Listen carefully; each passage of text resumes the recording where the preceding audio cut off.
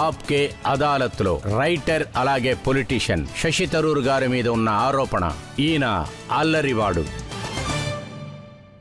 శశి థరూర్ ఈ ప్రపంచమంతా మీరు బాగా తెలుసు. As a narrator, as a writer. కానీ చిన్న వయసులో మీ నాన్నగారి దగ్గర మీరు బాగా దెబ్బలు తిన్నారంట కదా? అది కరెక్టే. అప్పుడప్పుడు నాన్న చెప్తారు, చెప్పిన మాట అస్సలు వినను. ఎక్కువగా తప్పులు చేస్తూనే ఉంటాను. అప్పుడప్పుడు కూడా చెప్తూనే ఉంటారు, కానీ అస్సలు మాట వినను. చిన్నప్పుడు 5.5-6 సంవత్సరాలన్నప్పుడు 4th గ్రేడ్ లో అడ్మిషన్ కి వెళ్ళిపోయారంట కదా మీరు? నన్నొచ్చి బోర్డింగ్ స్కూల్ కి పంపించారు 5 సంవత్సరాలు. ఎందుకంటే నా 2 సిస్టర్స్ వాళ్ళు ఉండడం వల్ల నేను ముగ్గురిని మేనేజ్ చేయలేకపోతున్నాను. అందరూ ట్విన్స్ లాగానే తిరుగుతున్నారు. వీడేమో ఎక్కువ అల్లరి చేస్తున్నాడు. అందువల్ల నన్ను తీసుకెళ్లి బోర్డింగ్ స్కూల్లో వేసేశారు. ఎంట్రన్స్ ఎగ్జామ్ లో నేను మంచి రిజల్ట్ తీశాను. 5.5 సంవత్సరాల్లో 3rd గ్రేడ్కి వచ్చాను. ఇందులో అడ్మిషన్ తీసుకునేటప్పుడు అది పెద్ద తప్పు జరిగింది. నా క్లాస్లో ఉన్న పిల్లలందరికీ 8 సంవత్సరాలు అయితే అప్పుడు నాకొచ్చి 6 సంవత్సరాలు. అందువల్ల ఏం జరిగిందంటే ఎమోషనల్గా ఏదీ సెట్ అవ్వలేదు. హెల్త్ వేరే ప్రాబ్లంగా ఉండింది. చిన్నప్పటి నుంచి నాకు బ్రాంకైల్ ఆస్మా ప్రాబ్లం ఉండింది. ఇంకా ఆ కాలంలో చూశారంటే ఇలాంటి నెబులైజర్స్ లాంటివి ఏమీ లేవు. మీరు ఊపిరి పీల్చలేకపోతే దానికి సఫర్ అవ్వాల్సిందే. అది పెద్ద ఇష్యూ. అందువల్ల నేను చాలా కాలం స్కూల్ హాస్పిటల్లోనే ఉండిపోయేవాడిని. అక్కడ ఉన్న తర్వాత స్కూల్లో ఉన్న వాళ్ళు మా పేరెంట్స్ని వీడిని తీసుకెళ్ళిపోమని చెప్పేవారు. కానీ నేను అన్ని ఎగ్జామ్లో పాస్ అయిపోయాను. నేను 3rd స్టాండర్డ్లో అన్ని ఎగ్జామ్లో పాస్ అయిన తర్వాత నేరుగా వచ్చి 4th స్టాండర్డ్కి అప్లై చేశాను. తిరిగి బాంబేకి వచ్చేసాను. మా తల్లిదండ్రులందరూ బాంబేలోనే ఉండేవారు. కానీ అక్కడున్న స్కూల్లో నేను ఎగ్జామ్ పాస్ అయిన తర్వాత కూడా 6 సంవత్సరాల పిల్లోడు 4వ క్లాస్లో చేర్చుకోనని చెప్పారు. Let him repeat 3rd standard అన్నారు. ఇన్ని ఎగ్జామ్స్ రాశారు కదా, మీ బ్రెయిన్ ఎలాగింత షార్ప్గా ఉంది? అది దేవుణ్ణే అడగాలి. ఎందుకంటే మన ఇంటికి గెస్ట్ వచ్చారనుకోండి, మన వెంటనే పోయమ్స్ చెప్పమంటారు కదా, కానీ మిమ్మల్ని ఇంగ్లీష్ మాట్లాడమంటారు కదా. ఇదంతా ఊరికే ఆటలాటగా చెప్తారు.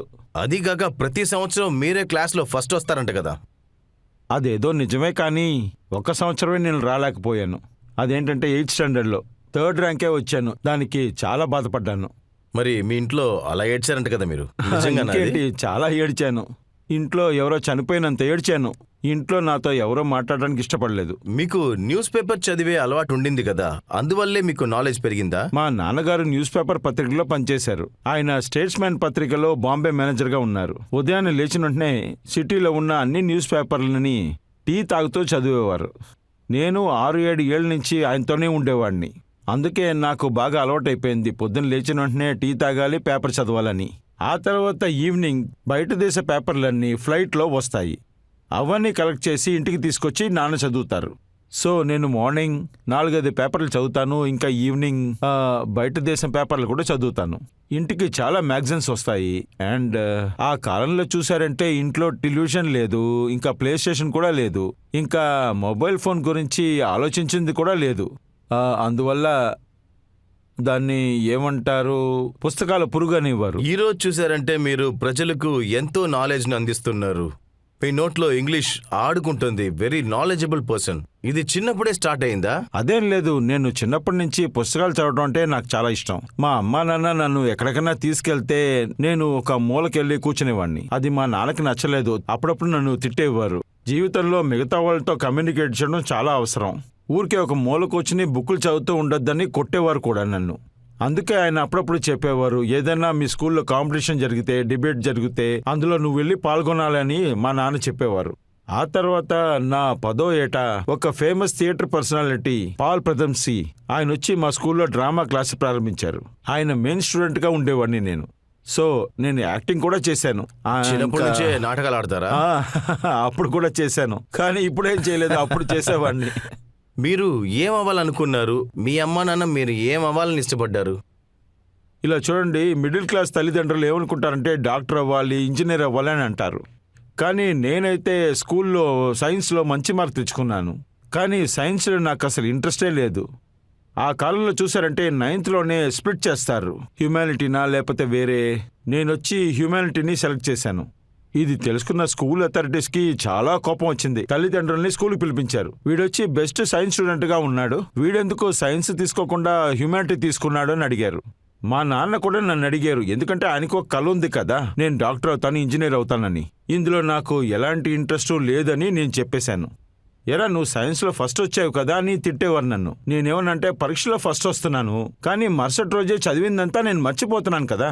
నేను ఆయన దగ్గర అడిగేవాడిని, హిస్టరీ గురించి అడగండి, లిటరేచర్ గురించి అడగండి అని అనేవాడిని. స్కూల్లో చదవని కూడా నేను బయటికెళ్ళి చదివేవాడిని. స్కూల్లో తెలిసిన దానికన్నా బయటే నేను ఎక్కువ తెలుసుకున్నాను. స్కూల్లో నేర్పించింది కూడా నేను బయట తెలుసుకున్నాను. సరేలే నీ ఇష్టం అని నాన్న వదిలేశారు. ఆ కాలంలో సీనియర్ క్యాంపస్ ఎగ్జామినేషన్ జరిగేది. మేము ఎగ్జామ్ రాసిన తర్వాత అవన్నీ షిప్లో వెళ్ళేవి, క్యాంబ్రిడ్జ్కి, అది కరెక్షన్కి వెళ్ళేవి. అందులో చూశారంటే నేను దాదాపు మాక్సిమం మార్క్స్ స్కోర్ చేశాను, అది 5 సబ్జెక్ట్స్లో. అది కూడా నాకు దొరికింది. వెస్ట్ బెంగాల్ స్టేట్ నుంచి నాకు గోల్డ్ మెడల్ కూడా దొరికింది. కానీ ఇండియాలో గోల్డ్ మెడల్ ఇచ్చే అలవాటు ఉంటే అది నాకే దొరికేది, ఎందుకంటే అన్ని మార్కులు తీశాను. కానీ అదేంటంటే నేను దేన్ని సీరియస్గా తీసుకోలేదు. ఎందుకంటే నాకు సంబంధించి నువ్వు పరీక్షలో పాస్ అయిన ఒక ఎడ్యుకేటెడ్ పర్సన్గా ఉండలేవు. నీ మనసులో ఏముంది? పరీక్ష కోసం చదువుతున్నారు, రాసిన తర్వాత అన్నిటినీ మర్చిపోతున్నారు. ఏది మీ బ్రెయిన్లో ఉంటుందో అదే ఎడ్యుకేషన్. కామన్గా ఎక్కువ ఎవరు మార్కులు తీస్తారో వాళ్ళనే ఇంటెలిజెంట్ అని చెప్తారు.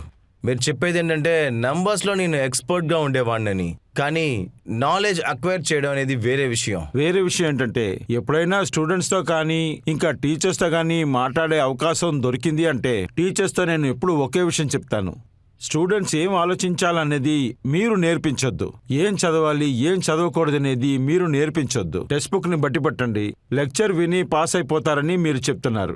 నాకు సంబంధించి ఈ 21st సెంచరీలో ఇదంతా అసలు పనికి రాదు. 3 Idiotsలో వచ్చే అమీర్ ఖాన్తో మాట్లాడుతున్నట్టే ఉంది. ఆ మూవీ ఫిలాసఫీయే ఇదే. All is well. అది కూడా నేను చెప్పను. ఏది ఎలాగైనా చదువు ముఖ్యం. చదివితేనే ఆల్ ఇస్ వెల్. నాకు ఇంకా గుర్తుంది, యూనివర్సిటీలోనే మీరు టాపర్ కదా. అంతేకాదు మీరు ఫారిన్ సర్వీస్కి వెళ్ళాలని ఆశపడ్డారు కదా. నా ఆశ కూడా అదే. ఎందుకంటే ఆ కాలంలో మీరు ఒకటి తెలుసుకోవాలి, యూపీఎస్సీ ఎగ్జామ్లో మీరు ఫస్ట్ రాకపోతే, 10 ర్యాంక్స్ లోపల రాకపోతే మీకు ఫారిన్ సర్వీస్ దొరకదు. నాకు తెలిసిన ఒక జడ్జు ఇదిగో ఇక్కడ కూర్చున్నారు కదా, ఈయనొచ్చి ఇండియాలోనే 5th 6th వచ్చారు, ఫారిన్ సర్వీస్ అని చెప్తున్నాను. ఆ సిస్టమే ఆ కాలంలో ఉండింది. ఆ తర్వాతే ప్రజలు ఐఏఎస్ గురించి ఆలోచించారు.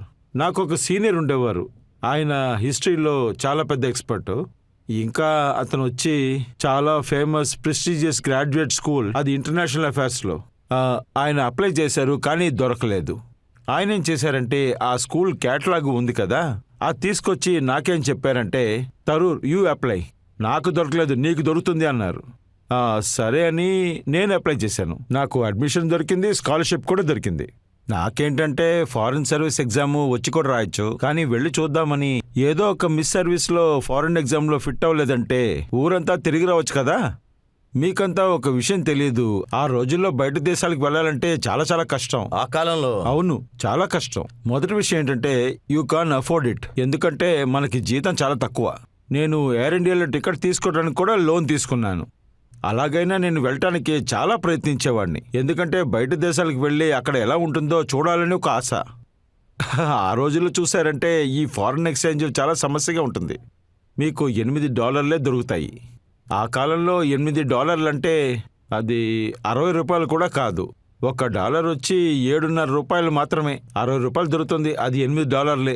$8లో మీరు బయట దేశానికి వెళ్తారు. సో నాకు ఇప్పుడు జ్ఞాపకం ఉంది, ఫ్లైట్ నుంచి కిందకి దిగాను. పెద్ద పోర్టర్ వచ్చాడు, నా దగ్గరకు వచ్చి పెట్టిని ఎత్తాడు. లేదు మేనేజ్ చేసుకుంటా అన్నాను. లేదు నేను ఎత్తా అన్నాడు. నేను ఏం చేయను, $8 నుంచి $1 ఇవ్వాల్సి వచ్చింది. అప్పుడే నేను డిసైడ్ అయ్యాను, ఇవాళ మనకి ఒంటి భోజనం లేదు, ఎందుకంటే పెట్టెత్తేవాడికి $1 ఇవ్వాలి కదా. అప్పుడు అలాంటి పరిస్థితి ఉండేది. సో నేను అమెరికాకి వెళ్ళిపోయాను. అప్పుడు నాకు బెస్ట్ స్టూడెంట్ అవార్డు దొరికే అవకాశం దొరికింది. తర్వాత నాకేం భయం అంటే ఈ స్కాలర్షిప్ అయిన తర్వాత రెన్యూవల్ చేయననుకున్నాను, అందుకని తిరిగి రావాల్సి ఉంటుందేమో అనుకున్నాను. అందుకని నేను బాగా చదివి అక్కడ 3 డిగ్రీలు తీసుకున్నాను. అవి ఏ డిగ్రీ? ఒకటి వచ్చి ఎంఏ, అది 1 సంవత్సరంలో పూర్తి చేశాను. ఇంకొకటి ఎంఏ-LD, ఎంఫిల్ లాంటిది, లవ్ అండ్ డిఫెన్స్ లాంటిది.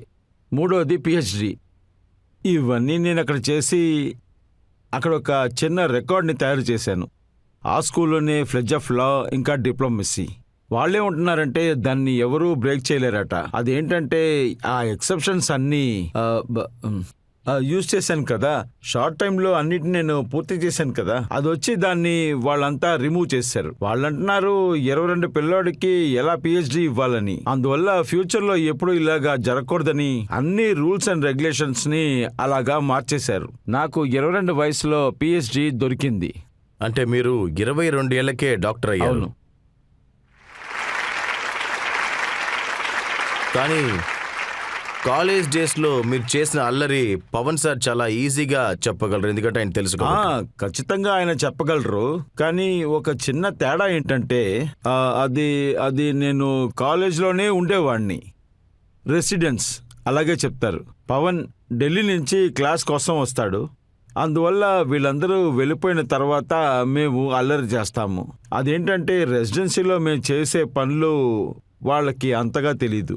మాకొక హ్యూమరస్ సొసైటీ ఉండేది. అదేంటంటే వుడౌస్ సొసైటీ. ఎవరో ఒకరు కొన్నేళ్ల ముందు దాన్ని పెట్టారు, ఇప్పుడేమో పనిచేయటం లేదు. సరే, నేను దాన్ని రియాక్టివ్ చేద్దామని అనుకున్నాను. నేను నా 4 ఫ్రెండ్స్తో కలిసి ఆ వుడౌస్ సొసైటీని రెన్యూ చేశాను. అక్కడ మేము ఏం చేస్తామంటే ఈ mimicry competition, humorous speech competition, practical joke competition కూడా ఉంటుంది. మాకని ఒక హిస్టరీ టీచర్ ఉండేవారు. ఆయన పేరు వచ్చి త్రివేది. ఆయన టీచర్స్లోనే ఆయన కొంచెం తుంటతనంగా మాట్లాడతాడు. అందువల్ల నేను ఫ్యాకల్టీ అడ్వైజర్గా వేశాను అతన్ని. అప్పుడు చాలా విషయాలు తప్పించుకోవచ్చు కదా, ఆయన్ని ఫ్యాకల్టీ అడ్వైజర్గా వేశాము. మా ప్రాక్టికల్ జోక్లో ఒక రూల్ ఉండేది. ఏ ప్రాక్టికల్ జోక్ అయినా సరే త్రివేది సార్ అప్రూవల్ చేయాలి, ఆ తర్వాత చేయొచ్చు. All approved jokes. అక్కడి నుంచి చూసారంటే గ్రేట్ ట్రెడిషన్ మొదలవుతుంది. నేను వచ్చి చాలా గొప్పగా చెప్తాను. ప్రాక్టికల్ జోక్స్ వచ్చి రెసిడెన్స్కి చాలా తోడుగా ఉండేది. ఒక చిన్న ఎగ్జాంపుల్ ఇవ్వగలరా మీరు మాకు? అది ఏం చెప్పమంటారులేండి, చాలా ఉండింది. కానీ ఒకటి నేను చేయలేదు, కానీ విక్టిమ్గా ఉండేవాడిని. 3rd ఇయర్లో యూనియన్ ప్రెసిడెంట్గా ఉండేవాడిని. గెలిచి వచ్చాను. నా మొదటి ఎలక్షన్లో నేను గెలిచాను. కాలేజ్ యూనియన్ ప్రెసిడెంట్గా ఉండేవాడిని. మా కాలేజీలో ఒక రూల్ ఉండేది. అది 7కో 8కో మూసేసేవారు.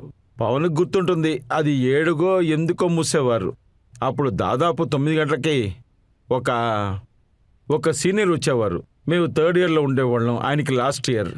ఆయన వచ్చి చెప్పేవారు, నాతో ఒక అమ్మాయి ఉంది, ఆ అమ్మాయిని నేను ఎలాగైనా కాలేజ్ నుంచి బయటికి తీసుకురాకపోతే ఆయన ఎక్స్పెల్ చేస్తారు, అందుకనే హెల్ప్ అడిగాను నన్ను.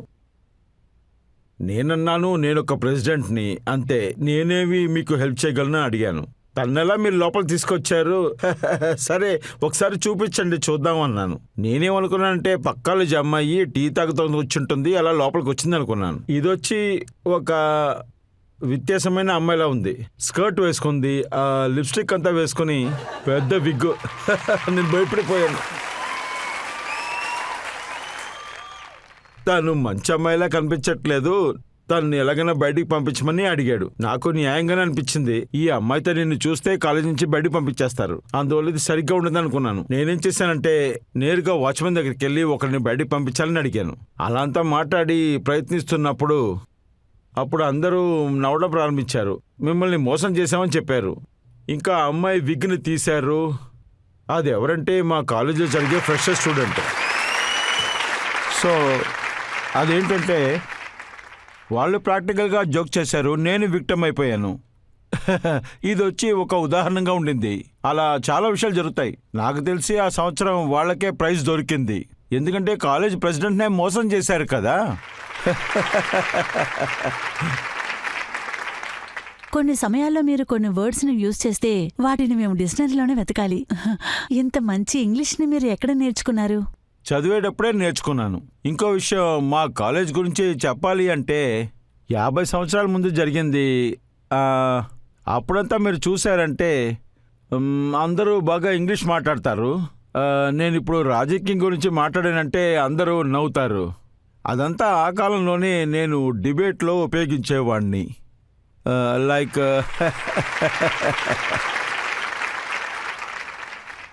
ఒకవేళ మీకు జ్ఞాపకం ఉండే అవకాశం ఉంది, ఇంకొక ఛానల్లో రజిత్ ఫ్రెండ్ ఉండేవారు.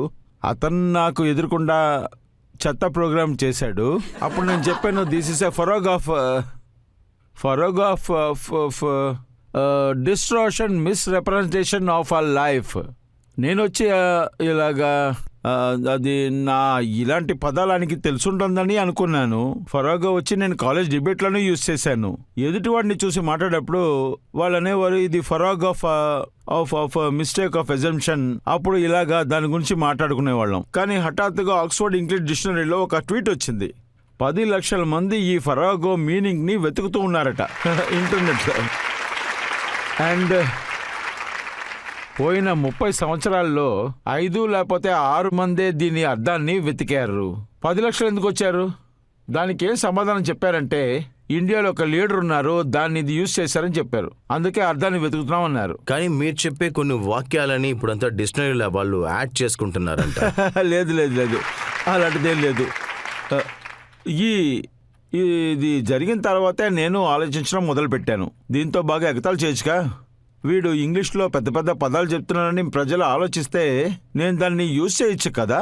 మీకు జ్ఞాపకం ఉందో లేదో, నాతో పాటు ఒక లీడర్ ఉండేవారు. నాతో పాటు ఎలక్షన్లో పోటీ చేసి గెలిచారు కూడా. ఒకరోజు పవన్ నాతోనే ఉన్నారు, నేను గుర్తు చేస్తున్నాను. ఇతను మా పార్టీని వదిలేసి బీజేపీలోకి చేరిపోయారు. నేను వచ్చి ఆ రోజు ఒక ట్వీట్ వేశాను, వర్డ్ ఆఫ్ ద డే. నేనొచ్చి ఒక పదాన్ని చెప్పాలంటే నేను ఆ పదాన్ని వాడాను, కానీ అదేంటంటే చదివాను నేను. అది snollygoster. Definition: a shrewd, unprincipled politician. First use USA 1848. Let us use today. నేనొచ్చి ఎవరి పేరు చెప్పలేదు, లేకపోతే ఎవరి చోట్లు చెప్పలేదు, రాజ్యాన్ని కూడా చెప్పలేదు. కానీ నేను ఏం చెప్పాలనుకున్నానో దాన్ని అర్థం చేసుకున్నారు. ఇలా ఒకటి జరిగింది. ఇంకొక సందర్భంలో ఏం జరిగిందంటే, నా పబ్లిషర్స్, నేను ఒక బుక్ రాశాను, అది త్వరలోనే మార్కెట్లో రాబోతోంది.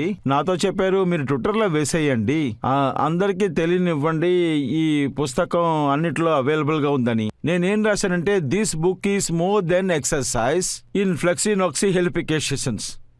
అది ఏమైందంటే, మీరు ఏది వెతికినా సరే డిక్షనరీలో మీరు దాని గురించి కనిపెట్టలేరు. దీన్ని చూశారంటే 150-200 సంవత్సరాల ముందు ఎవడో ఒకడు ఆక్స్ఫర్డ్ యూనివర్సిటీలో ఆటలాట కోసం లాటిన్ పదాలన్నిటినీ ఒకటిగా కలిపి కొత్త పదాన్ని కనిపెట్టాడు.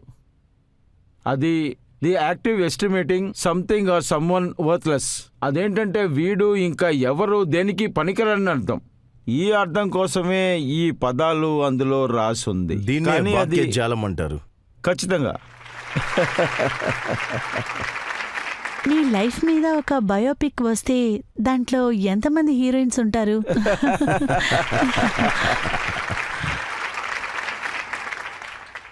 ఒకవేళ ఈ సీన్ చూపించి మీ రోల్లో ఎవరో ఒకరు నటిస్తారు కదా, మీరు కూడా నటించవచ్చు. ఇదిగో హీరోయిన్ మనకి ఇక్కడ దొరికేసింది. ఇలా చూడండి, నేనేం చెప్తున్నానంటే, మొదటి హీరోయిన్ మా అమ్మ. ఇప్పుడు కూడా మాతోనే ఉన్నారు ఆవిడ వయసు 87. ఆవిడొచ్చి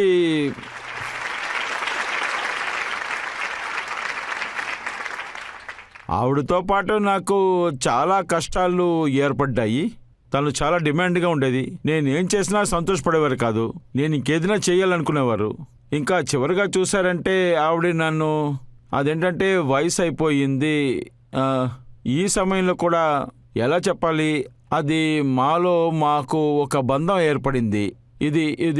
ఇది నేను 10 సంవత్సరాల ముందు కూడా ఇమాజిన్ చేయలేదు. ఇది నా జీవితంలో చాలా పెద్ద కథ అని కూడా చెప్పచ్చు. అదేంటంటే మా అమ్మతో ఉండే బంధం అలాంటిది. ఆ తర్వాత న్యాచురల్గా నాకు 2 సిస్టర్స్ ఉన్నారు. ఒకతేమో 4 సంవత్సరాల చిన్నది, ఇంకోతేమో 6 సంవత్సరాల చిన్నది. ఇద్దరు నా బెస్ట్ ఫ్రెండ్స్, ఇంకా నా క్రిటిక్స్ కూడా. నేనొచ్చి వీళ్ళిద్దరు కూడా పెరిగాను. ఇంకా 3 వేరే దేశంలో ఉంటాం. ఒకతేమో లండన్లో సెటిల్ అయింది, ఇంకొకతేమో కాలిఫోర్నియా అమెరికాలో, ఇంకా నేనేమో ఇక్కడ. అయినా సరే మేము ప్రతి సంవత్సరం కలుస్తాం, డైలీ మేము మెసేజ్ చేసుకుంటాం, ఇంకా డైలీ మేము మాట్లాడుకుంటూ ఉంటాం. అలాంటి స్ట్రాంగ్ అయిన బంధం ఉంది. వీళ్ళు కూడా నాకు స్పెషలే. ఇంకా నా సినిమా హీరోయిన్స్ కూడా వీళ్ళే. సరే, అది పర్లేదు, వదిలేయండి. మీరు 3 సార్లు పెళ్లి చేసుకున్నారు కదా, వాళ్ళు కూడా హీరోయిన్స్? అవును, ఖచ్చితంగా హీరోయిన్సే. ఏముంది, ముగ్గురు హీరోయిన్స్ ఒకటిగా లేరు అంతే. చెప్పాలంటే నా కూతురు తల్లి ఉంది కదా, తను చాలా పెద్ద హీరోయిన్. ఏం చెప్పమంటారు, కాలేజీలో చదివేటప్పుడు మాలో లవ్ ఏర్పడింది. 21వ సంవత్సరంలో పెళ్లి చేసుకున్నాను. నాకు నమ్మకం ఏర్పడింది. 21 ఏంటంటే మీరు ఎలాంటి నిర్ణయం తీసుకోలేరు, సరైన నిర్ణయం కూడా ఉండదు. నాకు సంబంధించి తన పెద్ద హీరోయిన్. ఇప్పటికీ చెప్పాలంటే మాలో మంచి కాంటాక్ట్ కూడా ఉంది. మీ జీవితంలో ఇంకొక హీరోయిన్ రాబోతుందా?